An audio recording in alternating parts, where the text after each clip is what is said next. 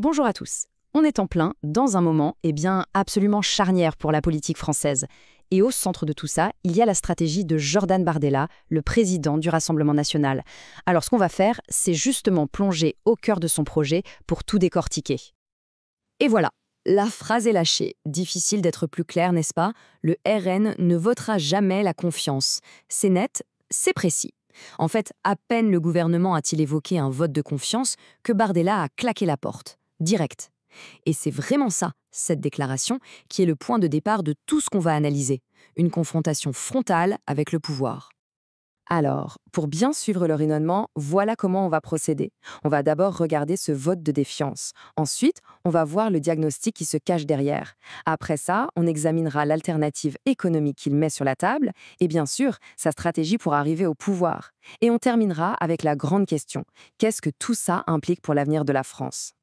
Bon, on ne va pas se mentir, ce non à la confiance, ce n'était pas vraiment une surprise. Pour lui, c'est juste la suite logique de 8 ans de politique qu'il n'a cessé de combattre.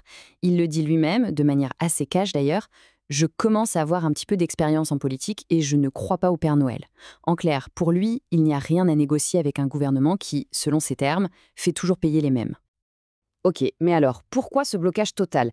Eh bien, Jordan Bardella, il utilise un terme fort. Il parle d'une impasse démocratique. Son raisonnement, c'est que la politique du gouvernement depuis 2017 a été sanctionnée dans les urnes et que, du coup, le pays est complètement paralysé. Pour lui, la France est en pleine crise et le responsable, il a un nom, le macronisme. Et pour appuyer son diagnostic, il sort des chiffres, et pas n'importe lesquels. Des chiffres chocs. Le premier, il est juste colossal. 1,2 milliard d'euros. Oui, oui, 1,2 milliard. C'est le surplus de dette qu'il impute au gouvernement. Et attention, dans sa logique, ce n'est pas juste un chiffre sur un papier. Non, pour lui, c'est le symptôme, la preuve d'une gestion budgétaire qu'il qualifie de catastrophique. Après la dette, l'autre grand pilier de sa critique, c'est un autre chiffre, 500 000. C'est le nombre d'immigrants qui, selon lui, entrent en France chaque année. Et dans son discours, ce chiffre, cette immigration massive, comme il l'appelle, a des conséquences directes. Un coût pour les finances du pays et une pression de plus en plus forte sur les services publics. En fait, si on résume sa vision, c'est un tableau assez sombre qui se dessine. On prend chaque grand sujet et le constat est le même. L'économie, une dette record. Les impôts, une pression écrasante. L'immigration, il la qualifie de massive et incontrôlée. Et pour les entreprises, c'est une réglementation qui étouffe. Bref, c'est tout cet ensemble qui, dans sa logique, rend une rupture totale absolument nécessaire. Bon, critiquer, c'est une chose, mais proposer des solutions, c'en est une autre. Alors passons justement du diagnostic à l'alternative. Quel est le projet économique de Jordan Bardella? Eh bien, il repose sur deux grands piliers. D'un côté, des économies massives et de l'autre, des mesures pour essayer de relancer la croissance. Et là encore, le chiffre clé de son plan est spectaculaire. 100 milliards d'euros. C'est le montant des économies qu'il veut faire. Comment?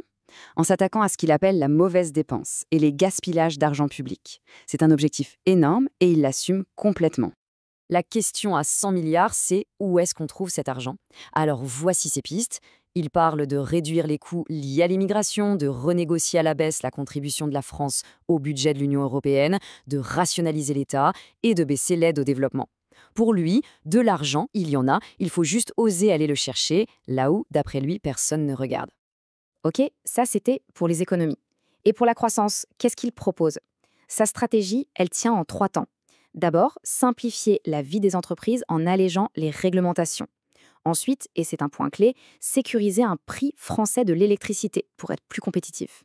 Et enfin, le troisième point, c'est le patriotisme économique, c'est-à-dire donner la priorité aux entreprises françaises pour les contrats publics. Voilà, on a vu le diagnostic et les solutions proposées. Maintenant, la question cruciale, le comment. Comment est-ce que Jordan Bardella compte arriver au pouvoir? Sur ce point, sa stratégie est ultra claire et il la martèle à qui veut l'entendre. C'est la question que tout le monde se pose. Imaginons que le gouvernement tombe. Qu'est-ce qui se passe après? Est-ce que Bardella accepterait de devenir Premier ministre, là, maintenant? La réponse, c'est un non, ferme et catégorique.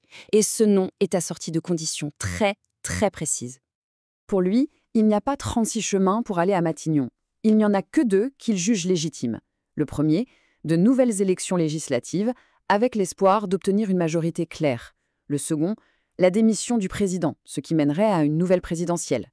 Tout le reste, ce qu'il appelle les arrangements de couloir, c'est hors de question. Au fond, tout son raisonnement tient en un seul chiffre, 289. C'est le nombre magique, le nombre de députés qu'il faut pour avoir la majorité absolue à l'Assemblée nationale. Et sa position est inflexible là-dessus. Pas de Matignon sans cette majorité absolue. Pourquoi?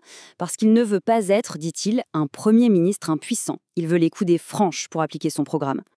Et il faut dire que, pour justifier cette exigence, il s'appuie sur une dynamique qui est assez impressionnante. Regardez la progression. En 2017, ils étaient 6 députés. En 2022, 89. Aujourd'hui, avec les Alliés, c'est 143.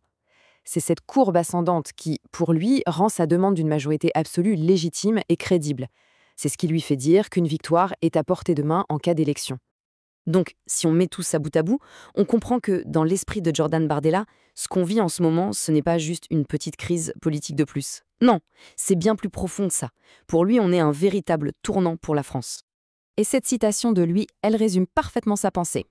Nous vivons la fin d'une ère et la fin d'une époque. On voit bien qu'il ne se voit pas comme un simple opposant. Non, il se positionne comme celui qui va acter la fin d'un système pour en commencer un nouveau. C'est un vrai changement de paradigme qu'il propose. Et tout ça, ça nous amène à la question finale. Une question assez vertigineuse en fait. Avec un Rassemblement national qui se sent en position de force comme jamais, et des partis plus traditionnels qui semblent en crise, qu'est-ce que cette trajectoire signifie? Qu'est-ce que ça veut dire pour l'avenir de la France, et peut-être même de l'Europe? C'est une page qui est en train de s'écrire, et seul l'avenir nous dira comment elle se termine.